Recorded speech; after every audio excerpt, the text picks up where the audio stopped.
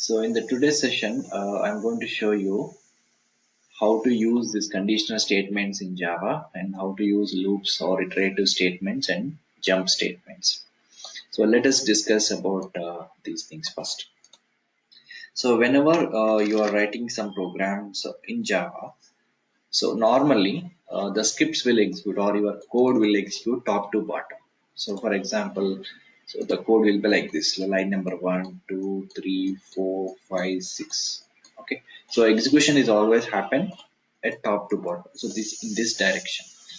So sometimes, as per your requirement, you need to execute set of statements based upon certain condition.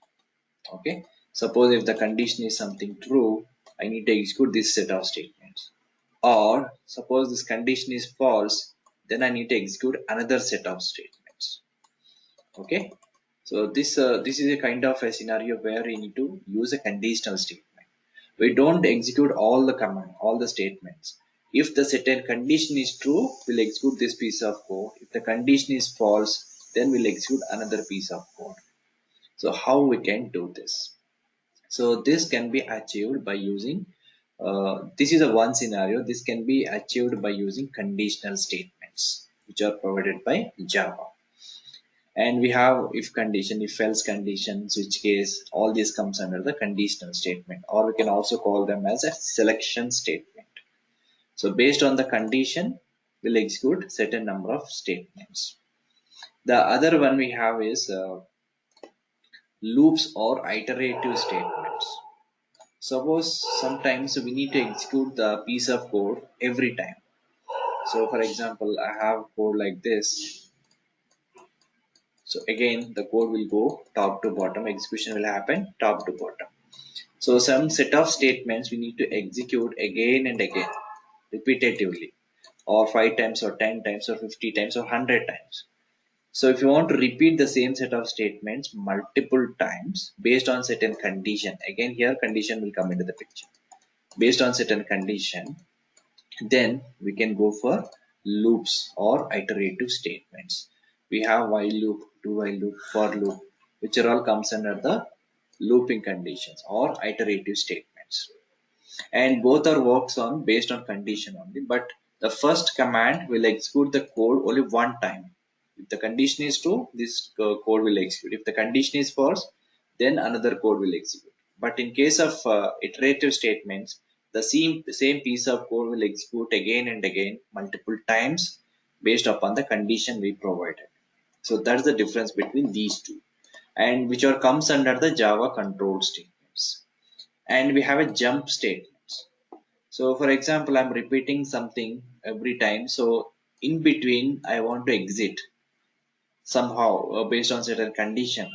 So I need to jump outside of this particular program based on certain condition, and then I can go for jumping statement. So we have a break and continue commands which comes under jump statements.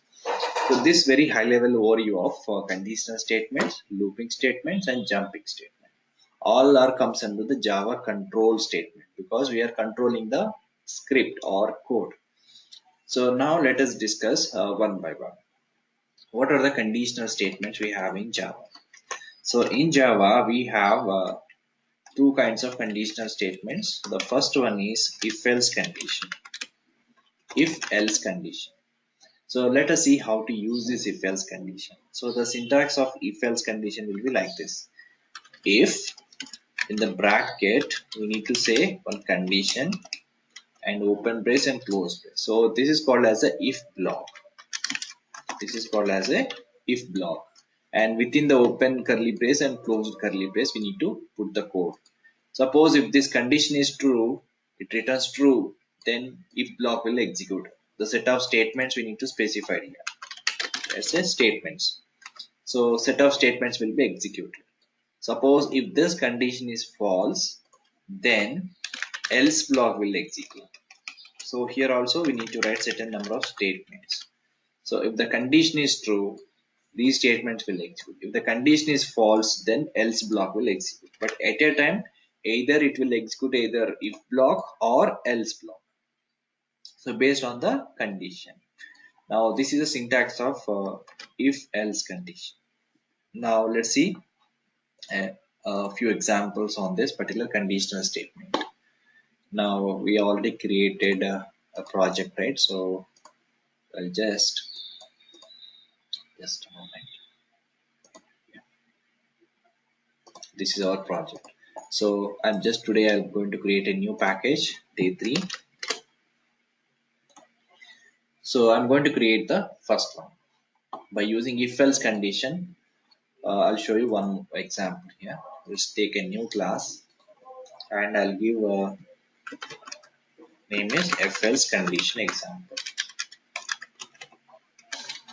If else condition. So let's take a main method, finish. So now here I'll write a small code. So my logic is, for example, a person age is, let's say some age number will assign, let's say integer. I'll take a variable called age and let's say his age is 20. So now I want to validate if the person age is greater than or equal to 18, then he is eligible for vote. Okay, so if his age is less than 18 or less than 18, he is not eligible for vote. So that's my condition. So how we can validate this? So let's write if condition now. So here I will write if, and within the bracket we need to put a condition. So what is our condition here? As I said, if age is greater than or equal to 18, he is eligible for vote. And his age is less than 18, he is not eligible for vote. So that's my condition, manual condition. So how we can add this? If age is my variable, greater than or equal to is an operator. What kind of operator it is? It is relational operator. So age greater than or equal to 18. If this condition is true, and then it will enter into the if block. If this condition is false, it will not enter here. Okay. If the condition is true, then only it will enter into the if block. So inside this, I will write system.out.println. I'll just say eligible for vote. This is a simple message I have given. So when this message will execute, this statement will execute only if this condition is true. Suppose age value I have given, let's say 15. So in this case, what happens? Age is 15. 15 greater than or equal to 18 is false. So in those case, it will execute another block called as a else block. So in this case, else block will execute. Here, I write the same statement again, and he is not eligible for vote. Not eligible for vote. So at a time, only either if block or else block will execute based on the condition. Now, suppose if you have only one statement inside the block, these braces are optional. These curly braces are optional, not at all required. If we have only single statement.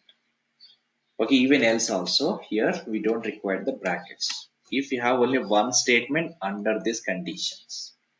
Suppose if you have more number of statements, we must specify them inside the curly braces. Okay.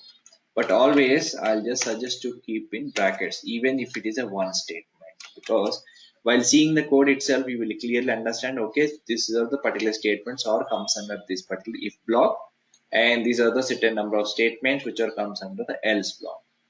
But if you have one statement under this block, you don't need to keep inside the curly braces.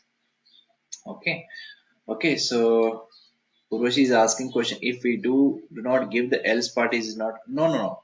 Even if you don't require else block, if you want to use only if condition without else block also, you can still use. Else block is optional. Okay, suppose in this case what happens? If the condition is true, this statement will execute. If the condition is not false, I haven't specified anything else, right? So it will just exit the program. Now let's run the only if condition. Suppose if I say 15, so suppose if I say 20, okay, now the condition is true. Now this block will execute. Now let's run this. So we will get this output, eligible for out. Suppose if I say 15, so this condition is false. So if this condition is false, what else should happen? that haven't specified here. So it will not give anything. It will just run and exit the program. You will not get any output. But in negative case, suppose if the condition is false, if the age is less than 18, what should happen? So if you want to specify other condition, then you have to go for else block. Else is not mandatory, but it is useful. Okay, because whenever we say certain condition, both positive and negative, so both will be there, right? Maybe condition becomes true, or maybe the condition becomes false. So this is how we need to use if else condition. So if block, if the condition is true, this block will execute, or if the condition is false, then else block will execute. Now let us see. Age equal to 15. So as per our expectation, it should not match this condition, right? Condition becomes false, and then else block will execute.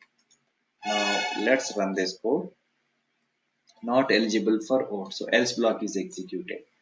I'll say 20 now, and now run this code. Now this gives eligible for vote. So this is a kind of an example, small example. So wherever we need to verify certain condition as per your requirement, then we need to use if else condition. Okay, remember this.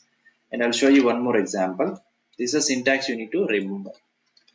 So I'll show you one more example. Suppose I'll give a number here, I'll assign some number. I need to find out whether the number is even number or odd number.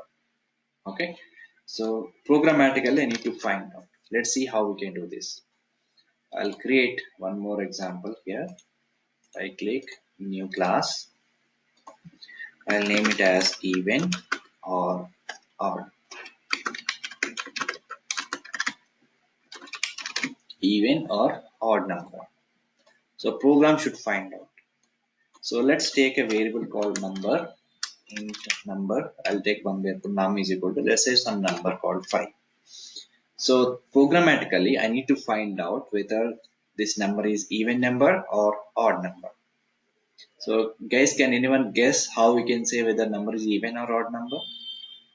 If I ask you what are all even numbers, you can easily say like 2, 4, 6, 8, 10, right? You can say. And if I ask you what are the odd numbers, you can say like 3, 5, 7, 9.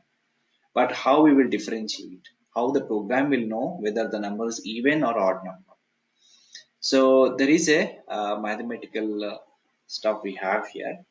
If any number, yes, yes, exactly, you are right, Navina. If any number is divided by 2, it produces a 0 as a reminder. That is an even number. Okay. And if any number is divided by 2, which produces a 1 as a reminder, that's an odd number. Okay, that's the logic behind that. Okay, so let's see how we can find out whether the number is even or odd number. So let's write a condition here. If number, I'll use percentile operator because this will give you the reminder. So number divided by 2. If number is divided by 2, if it produces 0 as an output. So observe the guys here. Here I have used two operators. This is your arithmetic operator and this is your logical operator. And this equal to will compare these values, the output of num divided by 2 with 0, whether they are equal or not. This is called comparison operator. Now if number divided by equal to 0, and then if the condition is true, it is also a condition, right? Num divided by 2 equal to 0, then what should we say? Number is even number. Say number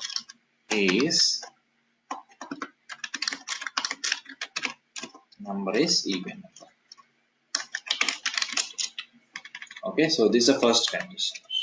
So else another one. So if this condition is false, then what else we need to write? So the number is odd number. Okay, number is odd number. So you need to just carefully write all these phrases correctly. So this is a simple condition again. So number is even or odd number. So for now I have given an odd number called 5. So as per our expectation, else block will execute.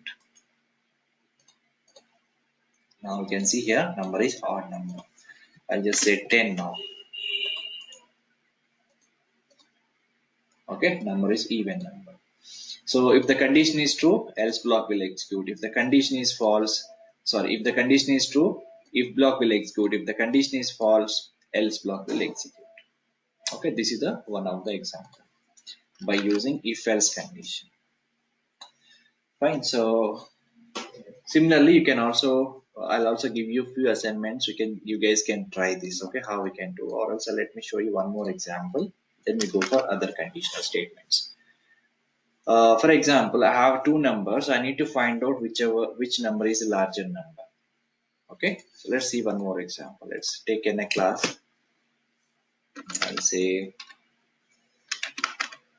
largest of two numbers. Okay, so here I will take two numbers. Let's say int a is equal to 10, int b is equal to 20. So two numbers I have taken here, a and b. So I want to find out which number is greater. So through programmatically.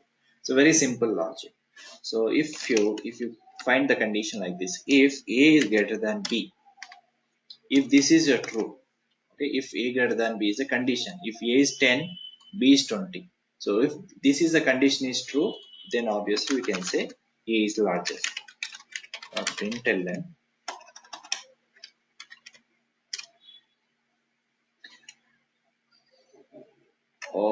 what is this? Sent a message. Eclipse when I creating a class finish.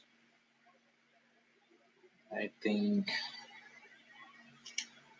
okay. Okay. I'll check it after the session. Okay. Just please wait for a few minutes. So system.out.println. Here I will just say a is largest number. So very simple. So I have created two different variables a and b. I need to find out which one is a greater. So if we want to verify this, we should have a condition statement. So if is a conditional statement. If a greater than b, if this condition is true, then if block will execute. So inside this, what I have kept here is system.out.println a is largest. Suppose if this condition is false, then obviously b is largest, right? So else, the else block, we need to write this statement. So b is largest. Simple. So now as per our expectation, a is not greater than b, right? B is the largest number. Now let's run this. You will get the b is largest. Suppose I'll make a is 50. Now when I run this, it will give you a is the largest number. Okay. So this is how we need to use a conditional statement, if else condition. Basically use it for checking certain condition. Okay, so now we have seen how to use if else condition. So in your program, and set of statements can be executed only if the certain condition is true or matched. So in these cases, we need to go for conditional statements. That's the first thing. And this is a one of the conditional statement, if else. And there is a one more flavor we have called as a nested if else condition. Same if else, we can suppose if you have more number of conditions, not only single condition, if you have more number of conditions, then we need to go for nested if else condition. Nested if else. So I'll tell you how to use this nested if else. When we need to go for nested if else, if we have more number of condition, here we have only one condition, so one if, one else is enough.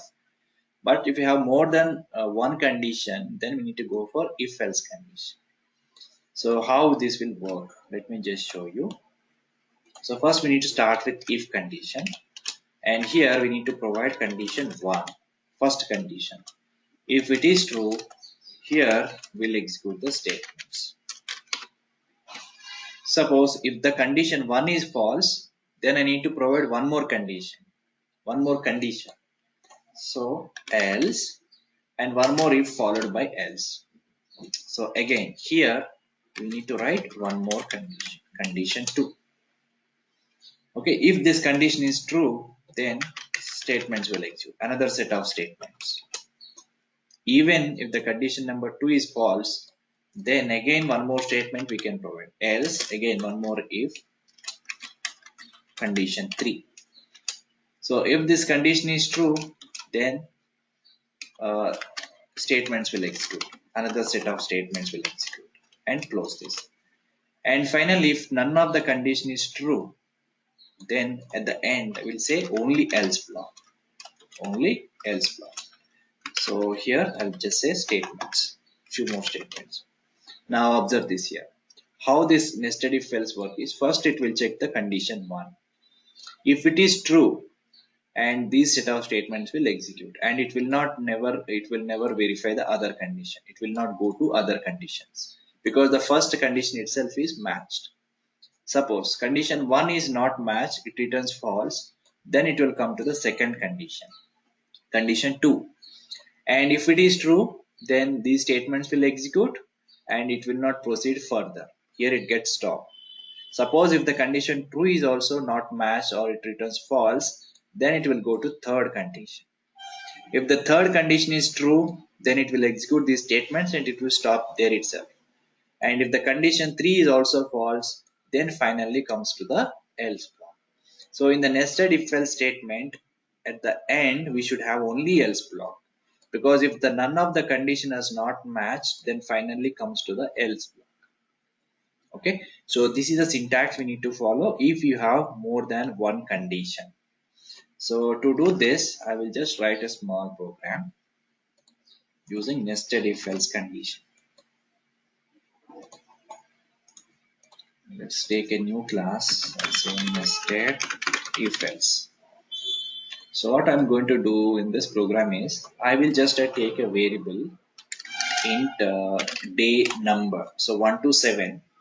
So from 1 to 7 just take any a week number. So based on the number which I have provided here, it should display the week name. Okay, that's my program. So I'll provide some number here. Based on the number, our program should tell us what is the name of the week. If I say 1 here, it should say Monday, like that. So let's see how we can do this. So here I need to have multiple conditions. Like if day is equal to 1, just print so and so week. And if the day is equal to 2 and other week, day is equal to 3, 4, 5, 6. So how many conditions we need to put? Total 7 conditions we have to include here, right? So let's see how we can write this. So let's start with if condition. If, so first condition, what is the first condition? If day is equal to 1. If this condition is true, here I'll write system dot out dot println. I'll just print. I'll just start from Sunday. Okay. So this is the first message. And if this condition is false, if the day value is not equal to 2, not equal to 1, so the other condition, else if again, and there should be some space between else if. And also you can write this if condition in next line. So nothing wrong in this. Okay. So else if one more condition, again day equal to 2. So first condition is not matched, then it will come to the second condition. If the day is equal to 2, then here I write the again same message, and here I will just change as a Monday.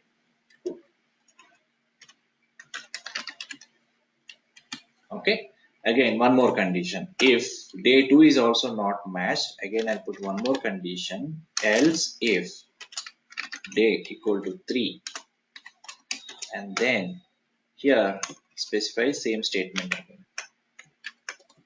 This time I'll just say Tuesday.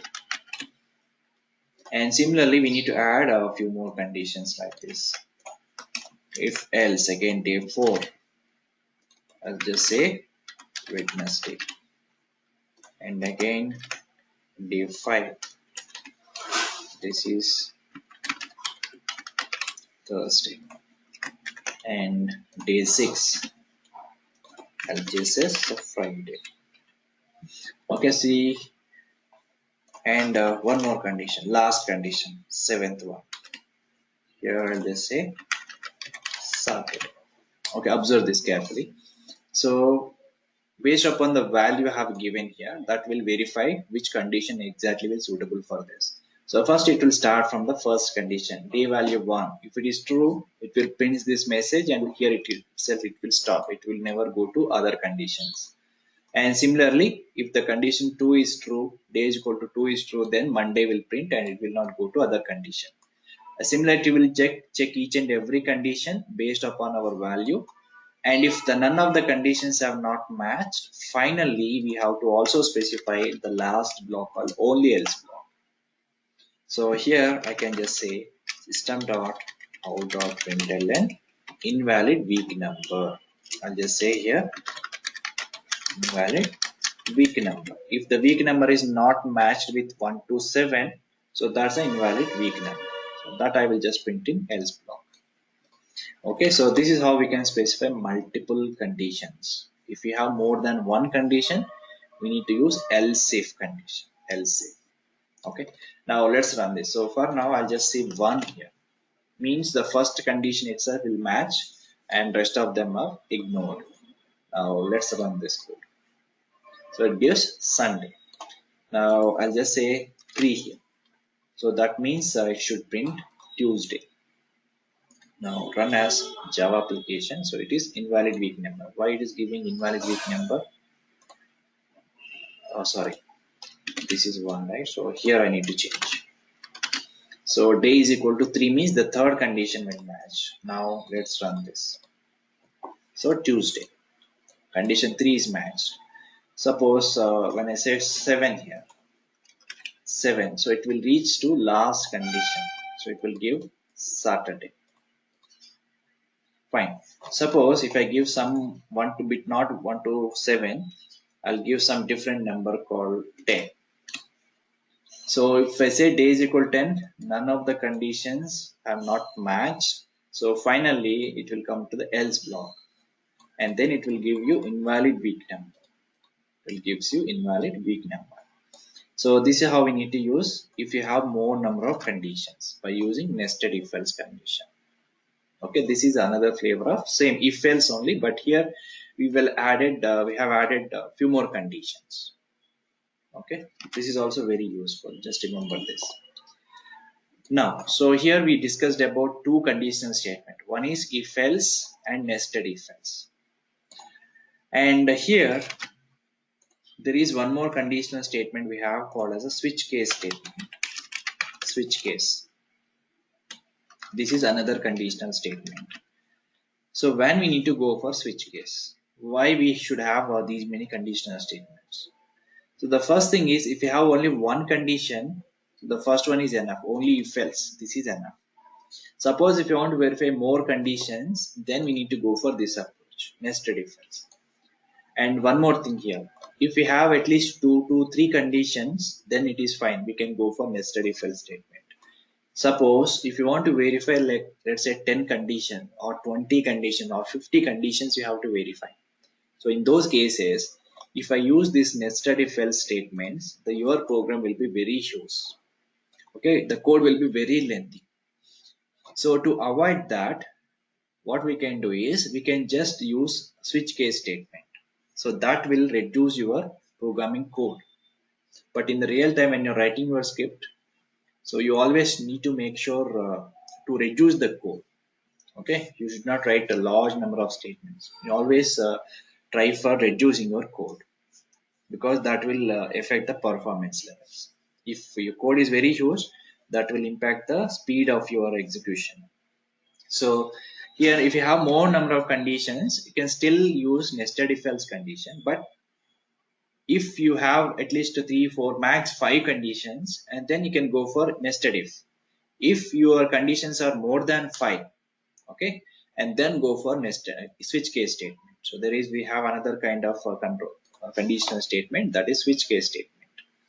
Now I'll show you how to use this switch case statement. And the same program, same thing I'm going to write by using switch case statement. Then you will see how much code it will reduce. Okay, now let's see. Let me just close this program for now. How many lines of code we have data? Approximately 40 plus, right? So now the same program, same kind of logic I will implement by using switch case statement. Now let's create another class, and before that let's see what the syntax of switch case. So if we want to use switch case, the syntax will be like this. Switch is a keyword. Here we need to write expression, not a condition. I'll tell you what is this expression. And within the switch block, we need to write all the conditions. And here we need to write conditions by using case key.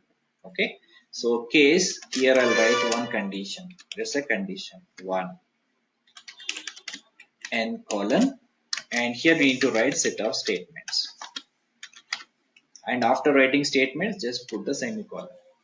And similarly, we can just put the case keyword for all the condition 1, 2 and 3 and so on. We can add any number of conditions, but finally we need to end with the default block. Default is a keyword, so here we need to again write some statements and then exit. And one more important thing is, after completion of these statements, we also should use a break command here. I'll tell you why we need to use break command. But in the default block, we don't require break. So this is a syntax of switch case statement. So switch is case. These are the two keywords. And in the switch, here we need to say expression, not the condition. Condition is different. Expression is different. I'll tell you what is this expression. And if this condition, if this expression internally it will come here, it will verify this condition one by one. So if first condition is true, then set of statements will execute, and then break will execute. So what the break will do is, it will come out from complete switch block. Okay, complete this block, it will come out, because as soon as this condition 1 is matched, I don't need to verify other conditions, right? So that's the reason I need to specify break command. If I don't specify this break command, what happens is, Java program again it will go and verify the other conditions. Even though if the condition 1 is matched, still it will go to check the second condition and again go to third condition. Finally it will reach to default. So but that is not required. As soon as we condition 1 is true, then execute the statement and come out from the switch block. So that's the reason we need to put break command. But in the default part, here we don't require break. Why? Because this is the last statement in switch block. So after this default, we don't have any conditions, right? This is the last one. So anyway, this by default will exit from the switch after completion of default block. So that's the reason break is not required for default block. Let me show you an example by using switch case statement. Now I'm going to write the same program by using switch condition now. So go to new class. I will name it as switch case statement. Switch case statement. Let's take a main method. Finish. Fine. So again, I'll use the same. I'll take a integer variable into day is equal to, let's say, some number. So now I'm going to write a switch case statement to verify the day value, and corresponding week name I'll display in the console window. So the syntax for like this. So switch. So I said the expression here. Expression means this is a variable. Simple. So whatever variable we have taken, that variable we have to specify here. Then in the if block here, it will start with open brace and close with end brace, curly braces. Here we need to write multiple cases. Suppose day value is 1. Okay, so here the case value will match exactly with this day variable. So if the day value is 1 colon, here I need to write the statement system dot out dot println. I'll just say something. Okay, this is the statement. And after semicolon, you can just write a break command, or you can also put this break in the next line. This is also right. So if the day value is equal to 1, and then these two statements will execute. Suppose day value is not equal to 1, then we need to write one more case 2. So this 1 and 2 are the values of the day. Okay, we should not give these numbers according to our requirement. So here we need to write, so whatever the day value we are giving, those values only we need to compare. This 1, 2, 3, 4, and so on. Okay.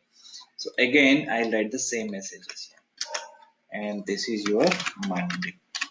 So again, if I write break command in the next line, code will be again increased. So what I can do is I'll write the break command in the same line. You can still write it. So now case 2. So here I'll write a break command. Right. So now similarly, I can write multiple cases, multiple conditions. C1, 2, now 3. This is your Tuesday. And if the case is 4, this is Wednesday. And the case is 5, and this is Thursday. And the case is 6, Friday. And this is 7, Saturday. Now all the cases have been completed, all the conditions are completed. 1, 2, 3, 4, 5, 6. And suppose if none of the cases not matched, finally default block will execute. So here I need to say default. You can say here we don't require break. So here I'll just say invalid week number. Invalid week number. So here we don't require break command because this itself is a last statement in this block. Okay, so this is how we need to use a switch case commands. Here we need to say a variable name, and here we need to write a conditions. If the day value is equal to 1, then these statements will execute. If the day value is equal to 2, second, 3, 4, 5, 6, 7. If the day value is not matched with 1 to 7, then finally it will execute the default block. Invalid week number. See now how much code it is reduced. Almost, if I use nested if else statement, that gives a 40 plus lines, right? This is with complete, almost it is 20 plus lines, right? Almost 50% of the code is reduced. So let's run this code. So first I'll give 1. So it should give as a Sunday. Okay. And I will give just 7. So it returns a Saturday, and then I'll just give some invalid number 10, and this should execute invalid week number. So default is executed. So this is how we need to use switch case command. Okay, remember this. This is again alternative of nested if else. These are all comes under the conditional statement. So what are all statement we discussed? If else condition, nested if else, and switch case. These three are comes under conditional statement or selection statements. Okay, so guys, are you clear? So please confirm on the chat window. So I'll give you assignments on this. So you just guys can practice, and then you will be familiar with this. Okay, fine. So these are all conditional statement. If a certain condition has become true, then execute the statements. If the condition is false, then execute the other set of statements. So this we can achieve by using if else. And if you have more than one condition, we can go for nested if else. And if still we have more conditions, then we have to use switch case. So these are all comes under the conditional statements. Now let's discuss about loops or iterative statements. So what is a loop? Loop is a set of statements, a block which will repeat multiple times. Okay, so loop is, let me write a definition here. Loop is set of statements, maybe it one statement or multiple statements, can be repeated multiple times based on a condition. This is the definition of a loop. Now if you want to repeat same number of statements again and again, you need to go for loop. So let me just show you why we need to go for looping statement. What is the requirement of repeating the same statements? Suppose I want to print 1 to 100 numbers. I want to print 1 to 100 numbers as an output. So how to print it? If we don't use any conditional statement or looping statements, so I should write 100 system.out.println statement, right? So system.out.println, I'll just print 1. Again system.out.println and just print 2. Like this I need to write 100 statements if you want to print 1 to 100, right? So this is a very toughest task because we cannot write the same thing multiple times. So here we can reduce this code. What I can do is I'll just write only one statement that I will repeat 100 times. 100 times I will repeat. Every time when I'm printing the value, I don't hardcode this value. Every time I will just pass a dynamic value 1, 2, 3, 4, 5, 6 like this. But same statement will repeat every time. So this can be achieved by using looping statements which are provided by Java. Okay, so let's see a few examples for this. So there are three different loops we have. One is while loop, the other one is do while loop, the other one is for loop. So these are the three different looping statements we have in Java. So let us see one by one how to use it. So first let us start with the while loops. How to use this while loop. So the while loop syntax will be like this. First we need to start with a while, and within the bracket we need to say certain condition, and here open brace and close brace. So inside this block we need to write a statements. So let's write a statements. So now what happens is before executing these statements, it will check this condition. So if this condition is true, then only it will enter into this block and execute the set of statements. If the condition is false, then it will never enter into this. It will just exit from the while condition. So here we need to focus on two important things. One is we need to write a limit here. So what is the starting and ending limit?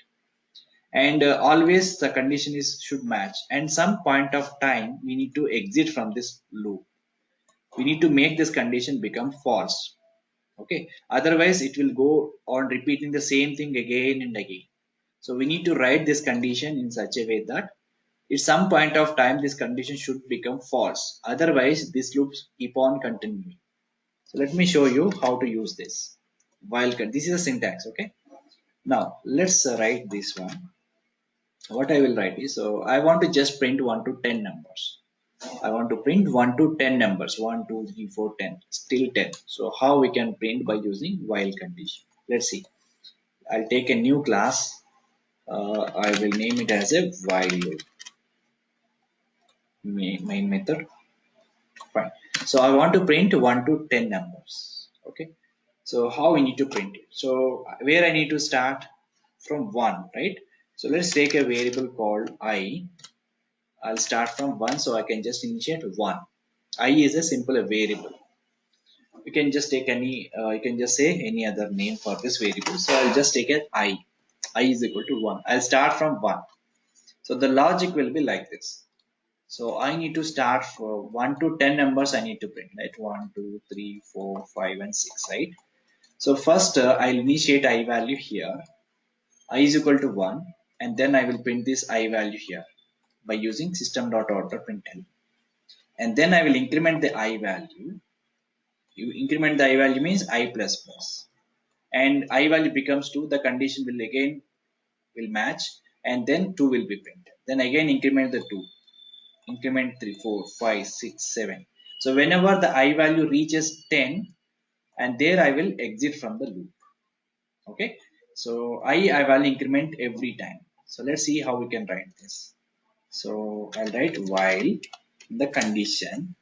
What is the condition? I less than or equal to 10. So what I'm saying here, I is equal to 1. So whenever I value still I value less than or equal to 10 means whenever I value is less than or equal to 10, just I will print that Y value here. Inside the while loop, I'll just say system.out.println. I'll just print the value of I. So if I see here, I is 1, here the condition is true, I less than or equal to 10, condition is true, then it will print the I value here. Okay, and again it will go up. Okay, again it will go up. Again check the condition because this is the loop. Because loop is nothing but same statement will execute again and again. How many times this statement will execute like this? Till this condition become false.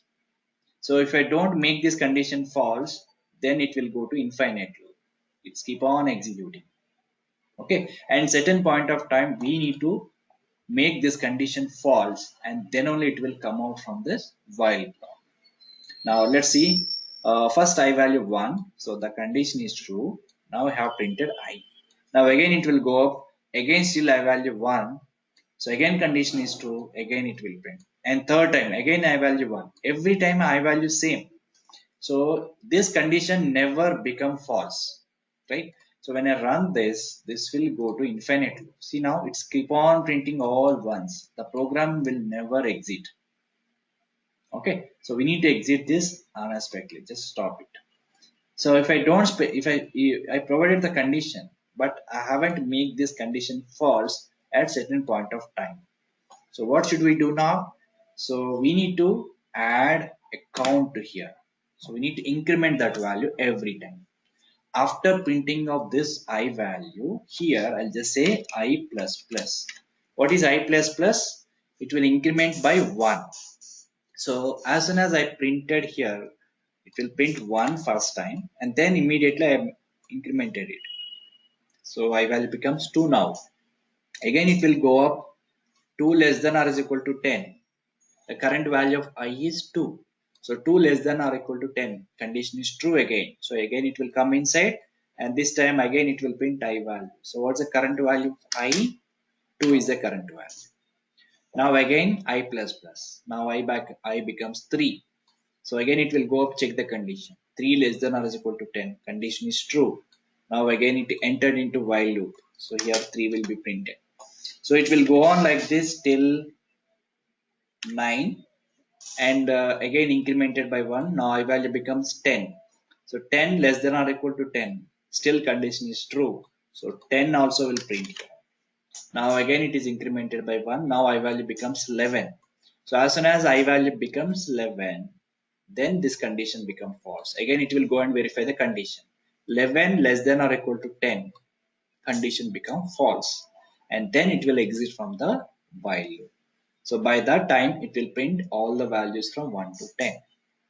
So this is how we need to write. So three things are very important. One is where we need to start. That is called initialization. And what is that condition? And how much we need to increment. Initialization, condition, and incrementation. These things are must and should for while loop. Okay, we need to start from one value, and we need to put certain condition, and we need to increment this value every time to become this condition of false. Okay, now let's run this code. It will give you 1 to 10 numbers. 1 to 10 numbers. Okay, fine. So now I'll just change this logic a little bit. So this what this will print. And Justin is asking question, what is the difference between while and for loop? Because we can do the same with for loop. Okay, I haven't yet come there, Justin. So once I have completed while, do while, and for loop, then I will show you the differences. Okay, then I will talk about the differences. So still we are discussing about while loop, right? Just please wait for a few minutes. I'll come to that point. Okay. So now let's see. While is fine. So let's go for a same thing. I'll just I want to print this while loop will print 1 to 10 numbers, right? So let's say this is 1 to 10 numbers. Suppose I want to print only even numbers between 1 to 10. I want to print only even numbers between 1 to 10. So what are those numbers? 2, 4, 6, 8, right? So these are the only even numbers between 1 to 10. So even 10 also even. So how we can change this now? I'll just comment this. This is a multi-line comment. Okay, if you want to ignore this code at the runtime, you can just use slash star slash slash. So if you want to comment multiple lines, you have to use slash star as a beginning, star slash as an end. So this piece of code will not be executed at the runtime. Suppose if you comment only one line, just says slash slash. Okay. Now I want to print only even numbers between 1 to 10. Even numbers between 1 to 10. I want to print even numbers between 1 to 10. So how we can change this logic? So can you guys guess? Same program, same thing, but I want to change something here. Small change is required. I want to print even numbers. So between 1 to 10. So what I can do is, here every time I'm incrementing how much? I'm incrementing 1. So what's the first starting even number? 2 is a starting even number, right? So I'll just say IE is equal to 2 now. So I will start IE value 2 because 2 is a starting even number. So 2 less than or equal to 10. Condition is true. Now here it will print 2. And what's the next even number? 4. So if you want to get 4, how much I need to increment here? I have to increment by 2, right? So what I need to write here now, I is equal to I plus 2. This is the expression I need to write. So now I value becomes 4. 4, right? That is the next even number. So if I want to print only even numbers, I can just increase this value by 2. This is a normal expression, but in Java we can write in shortcut way. So this we can write like this: I plus is equal to 2. This is a shortcut method. This is called as a shorthand operator in Java. So instead of writing the complete stuff, I can just say plus is equal to 2. I plus is equal to 2 means it will perform the same thing. I equal to I plus 2. Suppose I want to minus, I want to decrease by 2. So how to write this statement? I minus is equal to 2. That means it will reduce 2. If you want to increment one value, just use I plus plus. If you want to increment more than one value, then use this operator. I plus equal to just tell some number how much you need to increment. Okay, this is exactly equal to of this one. So this time I started from 2.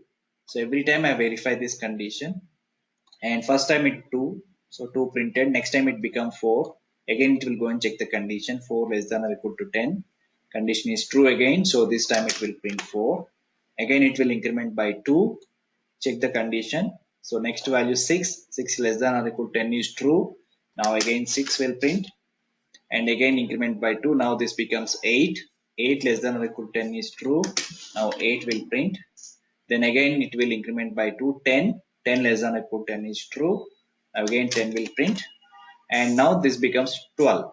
So as soon as the I value becomes 12, then the condition becomes false. 12 less than or equal to 10 is false, so then the value will exit. Now run this code, this will give you only even numbers. Okay, so now you guys should tell, if I want to print only odd numbers, what are all changes I need to do here? Can anyone guess? I want to print only odd numbers. What are all changes I need to do here? Okay, so I just start from 1 here. That's the only change. Okay, because 1 is the first odd number, right? So now when I run this, every time 1 is incremented to 3. 3 plus 2 again 5. 5 plus 2 again 7. 7 plus 2 again 9. So here also we need to increment by 2 only. But again, for the first number we need to start from 1. So that will give you odd numbers. Okay, that's a very simple logic. Fine. So guys, I have understood how to use this while loop. So same set of statement we can execute multiple times by using a while condition. That's the main advantage of this. So please confirm on the chart window if you are clear, and then I will show you one more example.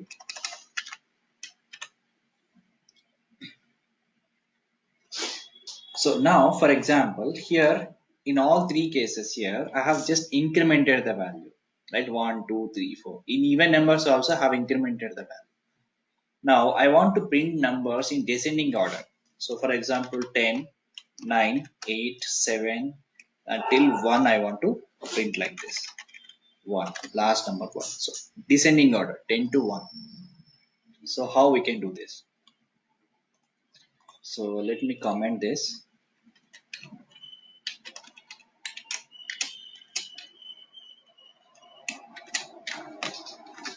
So I want to print 1 to 10 in descending order. Into 1 to 10 in descending order. Now let's see. Observe the logic first, okay? Once you are clear about logic, it is very simple to implement code. So what is my requirement? This is my requirement. 10, 9, 8, until I have to reach 1. This is my requirement. So where we need to start now? What is the starting point? 10 is the starting point. So high value we need to start here. And every time we need to decrease this I value. So how we need to decrease the I value? I minus minus. So now we know what is the initial value, how we need to decrement, and what is the condition. What is the condition?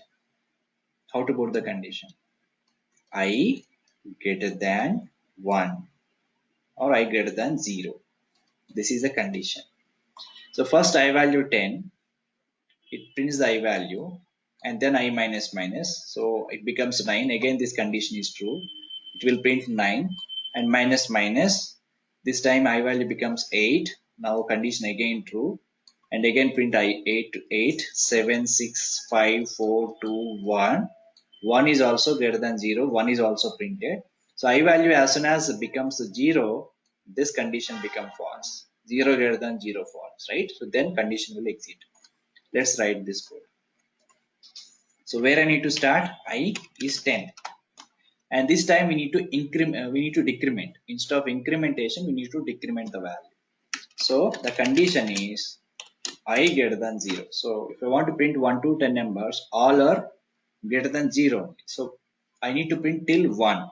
Whenever I value becomes 0, I should come out from the while block. So here I'll just say system dot out dot println.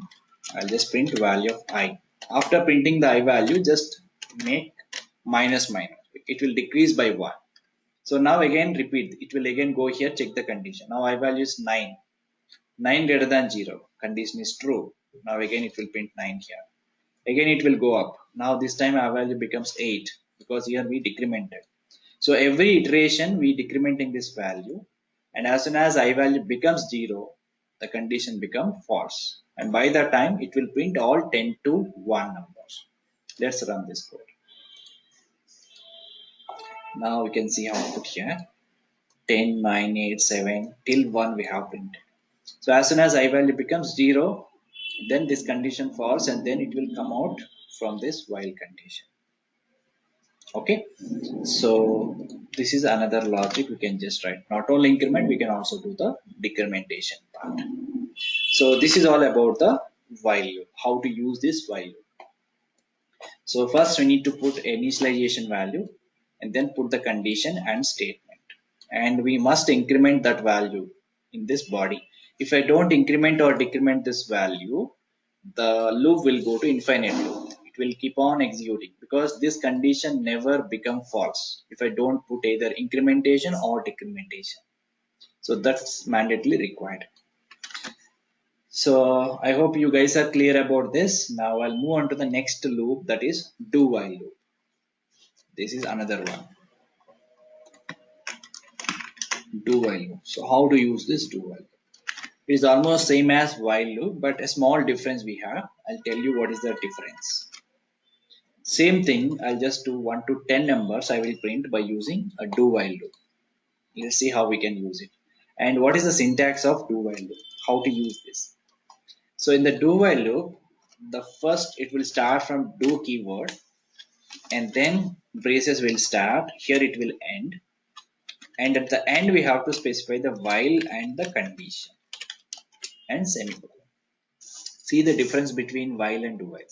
In the while loop, the syntax is different. It started from while and we include that condition. We should not put the semicolon here. Here, there is no semicolon. But here in the do while syntax, we need to start from do. Here we don't have any semicolons. And this is the block. Here we need to write all the statements. Incrementation, decrementation, everything will be part of this body. And once you end this brace, here we need to write while and then condition. So if this condition is true, again it will go up and execute the statements. Again, if the condition is true, again it will go up and execute the same statements. So this loop will repeat like this. Okay.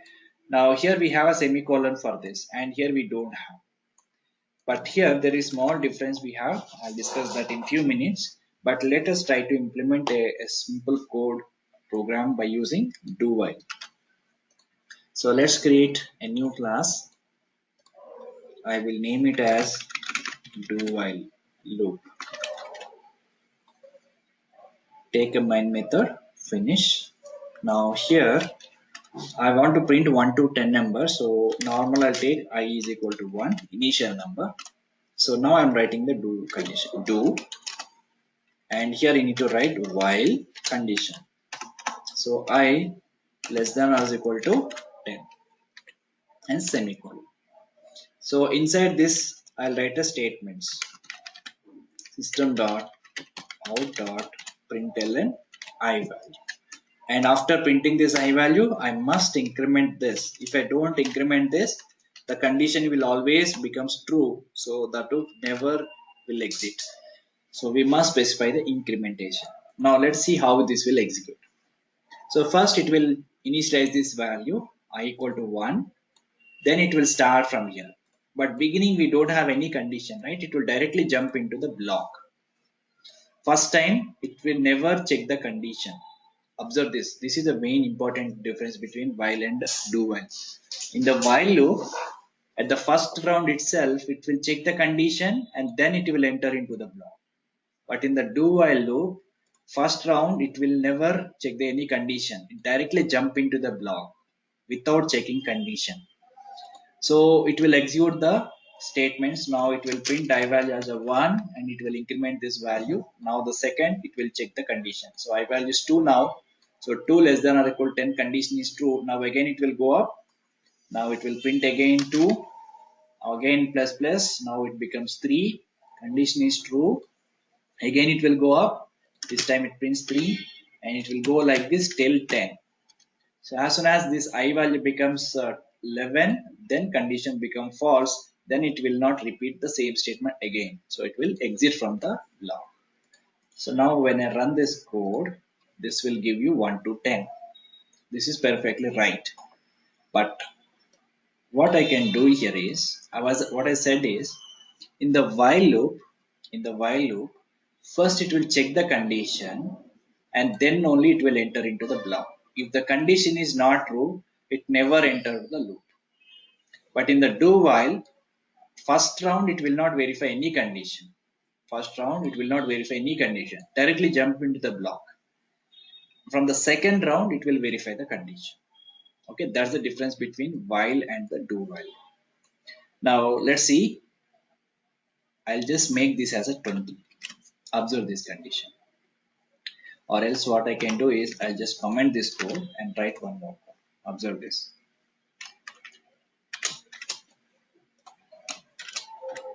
Okay, so I commented. I'll just write once again. So now I'll just say I value is equal to 20 now. Even I have also comment this one. From here.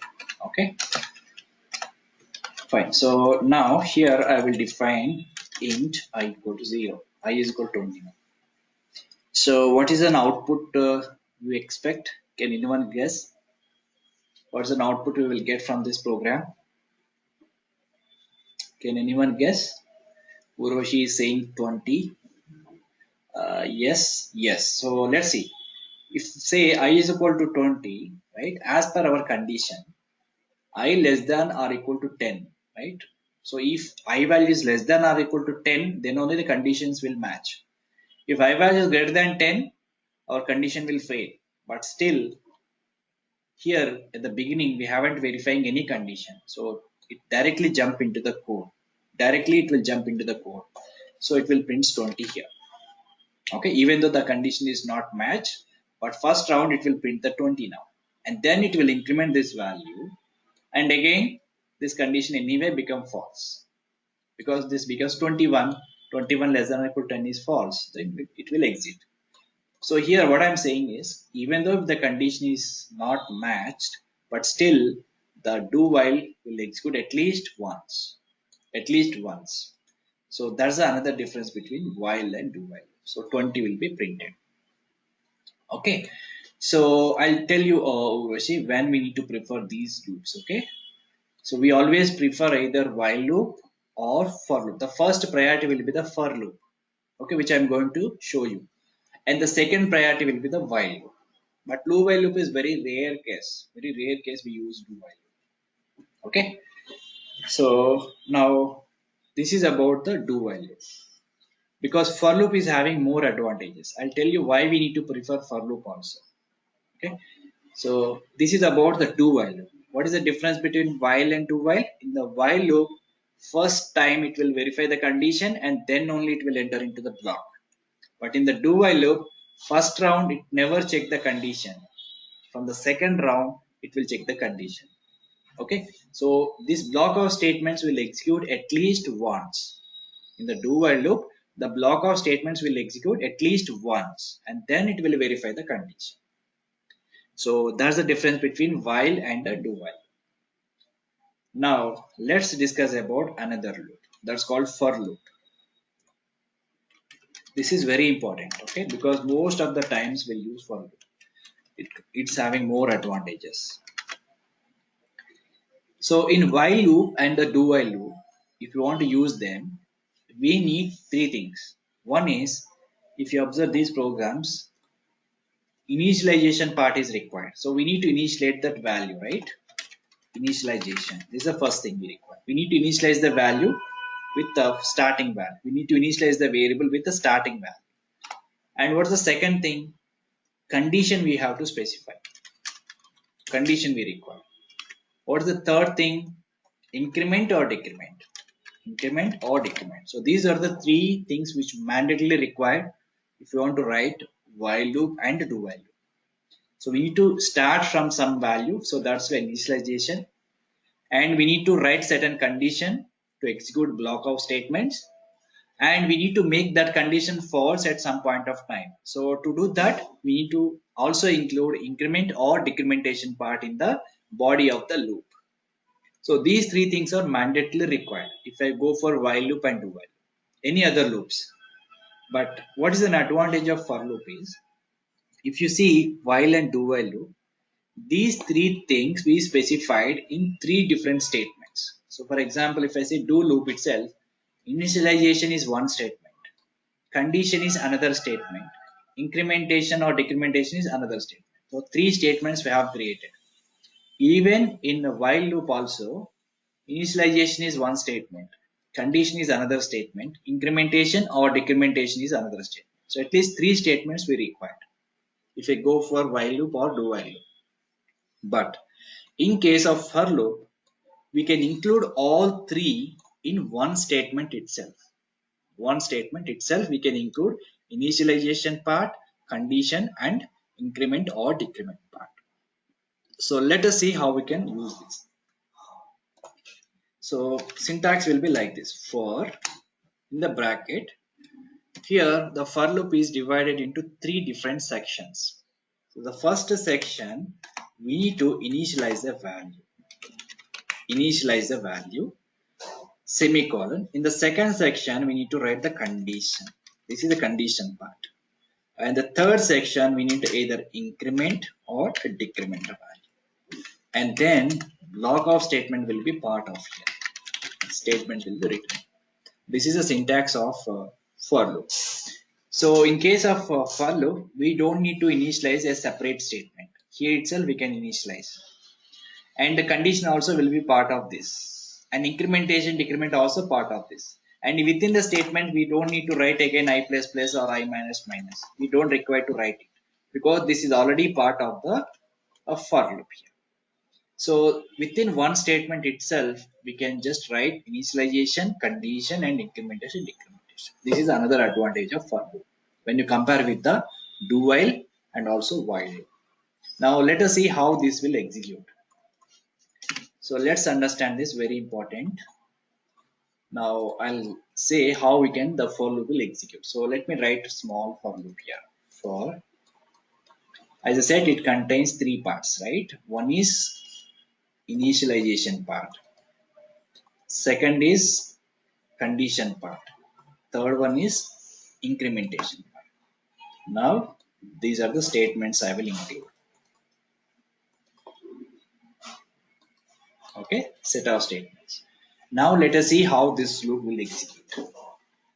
First time it will beginning from here. It will start from here, initialization. Okay, let's say I is equal to 0 or I equal to 1. That value we need to keep it here. So first time, only one time this will execute, initialization part. And then it will verify the condition. This is the first step, this is the second step. Once initialize the value is there, then jump into the second portion. Condition will verify. So as soon as the condition is verified, then if the condition is true, directly jump into the block. It never go to the third part. Okay.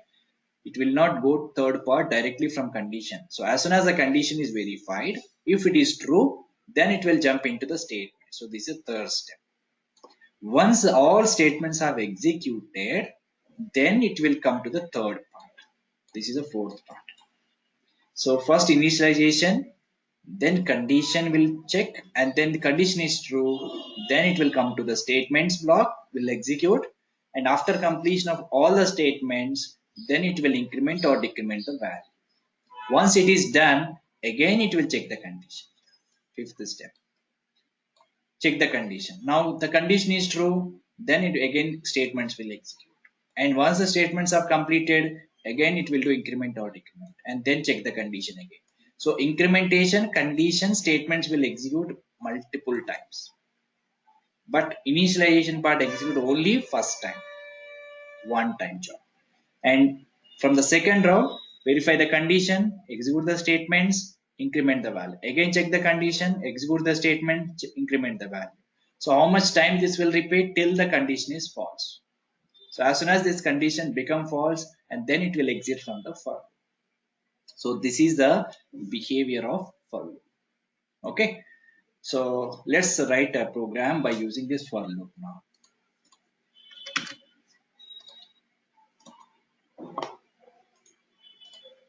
Let's take a new class. I will name it as a for loop. Let's take a main method. So here again I'll use the same example, how to print 1 to 10 numbers. Let's see. So here I said three different statements not required. Initialization, condition, and incrementation will be part of a same statement, right? So let's say for what is the initialization part?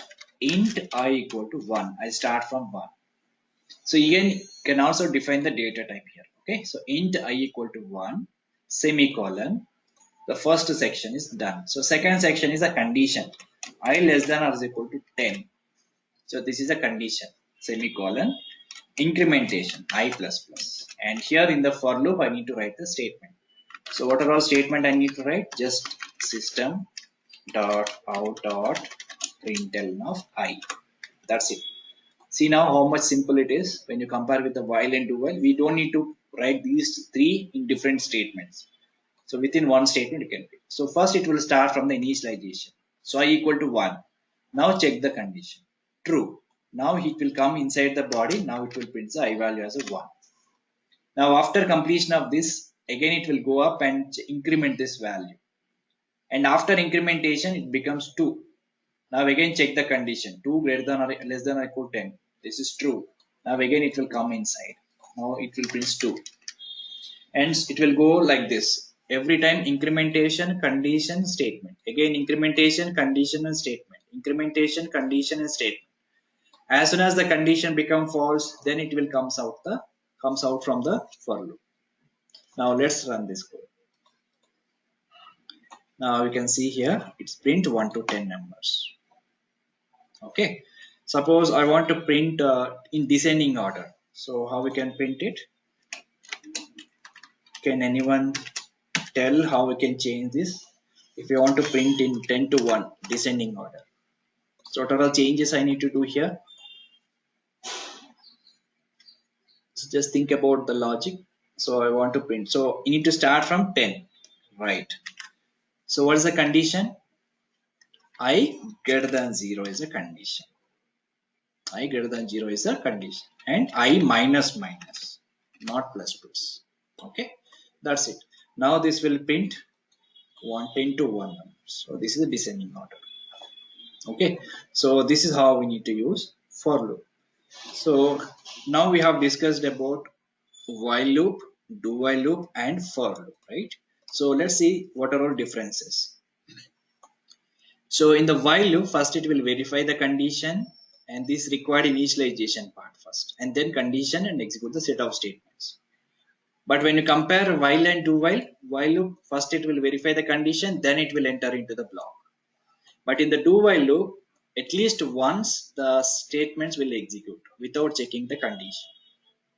Now, when you compare with the for loop with the while and do while, in the for loop, all three we can include in the first one statement itself. Initialization, condition, and decrement and incrementation part will be in one condition.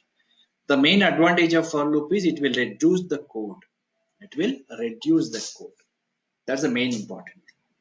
But sometimes we need to also go and use while loop. While loop also we are going to use. And there are some situations, suppose sometimes we don't know what condition we have to put.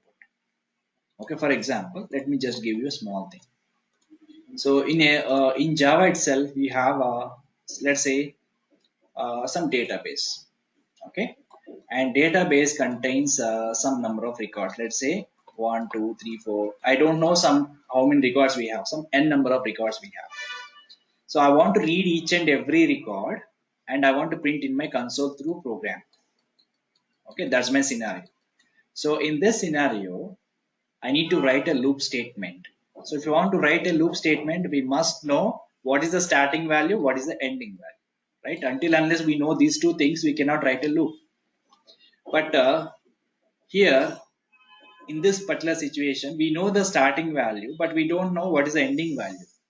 We don't know what is the last value. So in these cases, we cannot write for loop. Okay, because if we are to for loop, we must specify the condition. A limit should be there. So how we can get this now? We need to write a while loops. While here we don't specify the maximum limit. We don't specify the maximum limit. So we have a method called is next. So this method will verify whether is there any record or not. If it is there, it will pick up, pull that record, and it will print here, print in the body. Again, it will go here, check one more record is there or not. Again, it will pull that record and it will print here. But here we haven't specified any range or limit here. So based upon the number of records, it will automatically increase. The condition also will adjust according to number of inputs which are there in the database. So this is the actual use case where the while loop will be suitable. Okay. So if you know the exact limit, then we can go for loop. If I don't know the exact limit, then go for while loop or do while. Okay. So now guys, are you clear now? What are the looping statements, how to use them, and where to use them? So these are the important points. So simple. Even if we ask interview, what is the difference between while and loop, work for loop, and when we need to use them? So simple thing is, in the while loop, we have to insert three different statements. Initialization, condition, incrementation will be in different statements. But in the for loop, we can add all these three statements in single line itself. There's a one difference. And when we need to prefer them. If I know what is the limit, what is the maximum limit, we go for loop. If I don't know maximum limit, then you can go for while. Okay. So guys, are you clear now how to use this while loop, do while loop, and for loop? I'll give you more number of assignments on this. You guys should practice a lot. Okay. Then finally we have jumping statements. Jump statements. There are only two statements we have under jump statements. One is called break and one is called continue.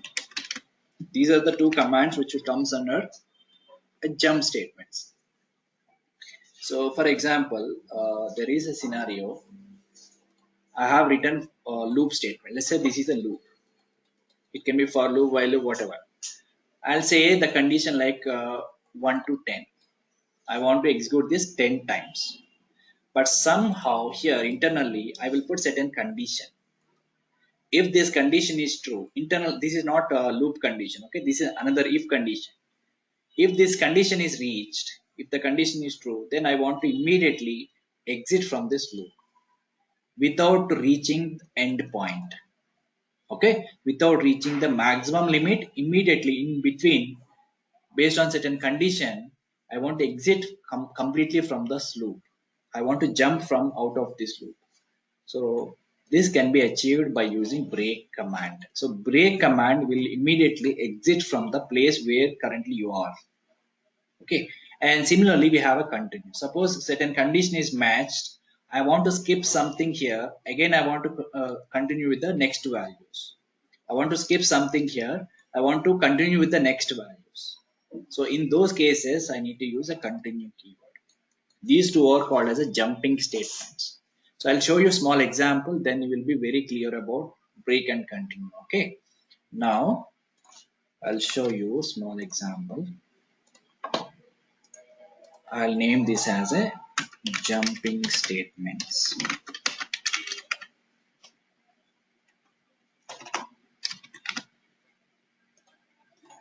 Fine. So here, just observe this. I'll just write a small program. I'll use for loop here. So first I want to print 1 to 10 numbers. Okay. What I can do is for directly write int I is equal to 1, I less than or is equal to 10, I plus plus. This is my loop. Okay. So here I will put certain condition. If I is equal to 5, I'll just say break. Okay. And then here also I will write a message system dot out dot println. I'll print I value. This is my logic. So here this is my for loop. Internally for loop I'll also put one conditional statement. What conditional statement will do? If this condition is true, this statement will execute. If the condition is false, this statement will ignore. It never execute. And after that, this statement will execute every time. Loop is repeated. So anyone can guess what is the output for this program? What is an output we will get from this program? Can anyone guess?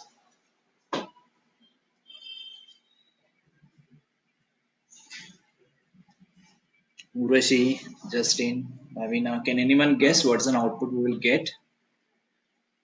So let's see. After reaching 5, what happens? Yes. So let's see. First, I value 1. The condition is true. So it will come here. So is this true or not? This condition not true. So this block will not execute. So directly this statement will execute. So 1 it will print. Now again it will increment this value. Check the condition. Again true. Now I value is 2 now. So if condition not matched, so that it will directly come here to print. And now I value becomes 3 now. Condition is true. So if condition not matched, so again this will print value 3 and 4. And then I value become 5 now. So the above condition is true. In the for loop, the condition is true. 5 less than or equal to 10 condition is true. But here, if condition also becomes true. So 5 is equal to 5 is true. Immediately what happens? It will break. Means it will never continue the next numbers. When as soon as I become 5, it will completely come out from the for loop. Okay, it will not continue 6, 7, 8, 9, 10. So we will get till only 4, 1, 2, 3, 4. Even 5 also we will not get, because as soon as it become 5, it will enter here and it will break from the loop. Okay, so let's run this. So it will give only 1, 2, 3, 4. So if you want to exit from this loop based on certain condition, then we need to use break command. Okay, if you want to exit from the loop before reaching the maximum limit on certain condition, then we need to use a break command. This is how we need to use. Okay, suppose if I say here 7, what happens now? It will just print 1 to 6. So as soon as I value becomes 7, it will exit from the loop. So it will just give 1 to 6. Fine. So this is a break command. Now I'll show the continue command. how to use this is one of the jumping statement because we are directly jump out, right? So now I'll use the same example. This time instead of break command, I will use the continue command. Continue. So now what happens? So can anyone guess what is an output for this? I'll just say 5. I'll just say continue.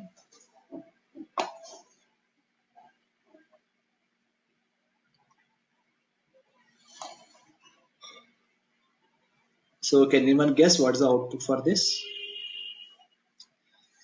Okay, so let me tell. So here what happens is I value 1, the condition is true, so it will come here. So if condition is false, so it will print I value as 1. So it will also print 2, 3, 4. So as soon as I value become 5, okay, so condition is true. So here 5 less than or equal to 10, condition is true. Now, but if also will be true, if condition is also will be true. Now, as soon as if condition is true, what happens is it will just say continue. Continue means it will jump to the next number. Okay. So here, what is I value? 5. As soon as I value become 5, when I say continue, it will go to the sixth next number, but it will not print 5 here. Okay. So it will go to the next number, that is 6. So 6 condition is true. Now again it will come here 6 condition. If condition is false, then here it will print 6 and 7, 8, 9 and 10. So whichever number I have given here, the condition is true, only that number it will skip. So rest of the numbers will be printed. Now let's run this code. Now you can see here 1, 2, 3, 4 it is printed. As soon as I value become 5, I am saying continue, means go to the next step, but don't print the 5. So here it's not printing the 5. As soon as this condition is true, continue means it will jump to the next number. Okay, next condition, but it never execute the same statement for this condition. Okay, suppose I want to skip 5. Okay, I want to skip odd numbers. I want to skip 3, 5, 7. So how to write the condition now? Can anyone guess? I want to skip 3, 5, 7. I want to skip 3, 5, 7. And rest of the numbers I want to print in my console. So very simple. So I equal to 3 is the first. Whenever I value 3, I need to skip. Or this is OR operator. Or I equal to 5. Or I is equal to 7. So if I value becomes 3 or 5 or 7, so among these values, if one of them is matched, then automatically that number will be skipped. So whenever I value 3, that will continue, means that will go to the next number. And whenever I value become 5, again it will jump or skip that value and jump into the next number. And whenever I value becomes 7, it will skip that value and go to the next number. So this is called OR operator. OR means either this one or this one or this one. Okay, OR operator we have to use. Now when I run this code, this will give you, it will skip 3, 5 and 7 is not part of this particular list. Okay, so this is how we need to use a continue command. Remember this, very important. Break and continue command. Okay, so guys, are you clear now how to use this break and continue? So everything I have kept in small presentation, so I can share that. You guys please go through the presentation after the session. So I have created everything. So I'll share this presentation with you guys with the flow chart. If you understand this flow chart, it's very simple to understand. For if else, this is a flow chart. If the condition is true, if code execute. If the condition is false, false code will execute. This is simple program I have given here. And switch case statement. So switch case statement, this is the expression, case 1, case 2, case 3, so on, and finally default block will be there. So if you understand this particular flow chart, it is very simple to understand switch case. And while loop. So while loop will start here. First check the condition. If it is true, execute the block. If it is a false, exit from the loop. And if it is a true, execute the block, again repeat the same thing. And this block will always repeat. Whenever the condition becomes false, whenever the condition becomes false, it will exit the loop until unless this block will execute repetitively. That's a while loop. And then do while loop. So first execute the block at least once and then check the condition. See this? There is a difference, right? Once execute the block and then check the condition. If it is true, again repeat the same. If it is false, exit from the loop. So just try to understand this flow chart. It will give you very clear picture how execution will happen. And then find for loop. So first it will initialization will do only one time and check the condition. If it is true, execute the statements. Again, it will repeat the same thing. Again, it will repeat the same thing. Here, repeating means it will increment the condition also. And whenever the condition falls, and it will exit from the for loop. And this is jump statement. I have given a small flow chart, break and continue. Okay, just go through this presentation. I'll send this you guys. Okay, now come to the assignments. Here I have given a few assignments. You guys can try this. Just a moment. I'll copy in the notepad also. And whatever topics I have told you in this today's session, you need to use the same. So write a Java program to get number. This is not required. So we'll just okay, just take one number and check whether that number is positive number or negative number. So write a Java program to find a number is a positive or negative. Okay, a number is a positive number or a negative number. Just wait a moment.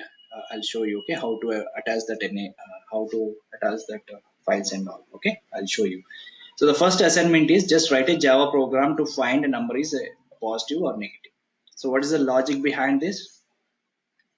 So here you need to use if else condition. If the number is greater than 0, that is positive. If the number is less than 0, that is negative.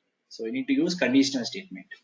Now the second program, write a Java program to find greatest of 3 numbers. I told you greatest of 2 numbers, but how to find greatest of 3 numbers? Let's think about it, okay? And third one, write a Java program to display multiplication table of 5. I need a output exactly same like this. 5 zeros are 0, 5 ones are 5. Here you need to use a loop statement, okay? Use a for loop. So observe this, 5 is constantly going. So we need to take a number, a variable, and then 0, 1, 2, let's take one more value called I. That value is incrementing here, right? And then multiply this number with I value and it will give the output. And then you need to align this properly. So number into I value, it will be like this. It's a number, okay, into I value is equal to result. So this star and equal to just you need to print, okay, by using system.out.println. But here you need to substitute the result. Here you need to substitute the I value. Thus number will constantly go in. So let's try this. I will also copy the solution for this. You can just look into that. And then write a Java program to count number of digits from a number. Suppose if I say a number, if I take number, let's say suppose 1, 2, some number. How many digits we have here? 5 digits. So it should give output as a 5 digits. Okay, based on the number of values we have provided here. This is another fourth program. And we need to also apply certain mathematical things here. So just think about it and try this. And if you cannot, I will just explain in the next session. Okay, so this is all about the assignment. Now I'll stop for today here. If you have any questions,